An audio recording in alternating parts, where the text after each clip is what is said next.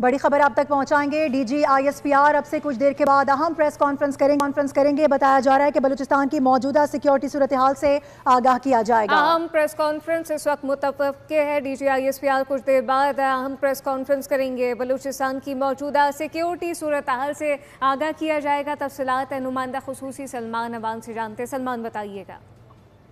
जी बिल्कुल, इस वक्त सूबे के मुख्तलिफ इलाकों के अंदर खासतौर पर ज़ियारत में आपने देखा और अब से कुछ देर पहले भी हम बात कर रहे थे, हमले किए गए हैं दहशतगर्दों की जानिब से। दहशतगर्दों ने सिक्योरिटी एजेंसी, सिक्योरिटी इदारों और उसके साथ साथ लॉ इन्फोर्समेंट इदारों के एहलकारों को निशाना बनाया है। खासतौर पर ज़ियारत में आप देखें जहाँ पर गुज़िश्ता रोज 15 टीटीपी के एहलकारों को, 15 जो दहशतगर्द हैं उनको हलाक किया गया था। इसके अलावा वहाँ पर शहादतें भी हुई थी। 9 जो सिक्योरिटी एहलकार हैं 9 उनके बारे में कंफर्म किया गया था और आज भी कुछ इसी किस्म के वाकयात हैं। लेकिन पाकिस्तान की सिक्योरिटी फोर्सेस मुकम्मल तौर पर दहशतगर्दों का काला कमा करने के लिए एक्टिव है और तवक्को की जा रही है कि जो सूबे में अंदर इस वक्त मौजूदा सिक्योरिटी सूरत हाल है उसके बारे में डीजीआईएसपीआर अहम इक़दामात के बारे में प्रेस कॉन्फ्रेंस करेंगे और कौम को बताएंगे कि मौजूदा सिक्योरिटी सूरत हाल के तनाजुर में इस वक्त सूबे में अमन अमान बरकरार रखने के हवाले से क्या क्या इक़दाम किए जा रहे हैं। सही है, ठीक है सलमान, बहुत शुक्रिया।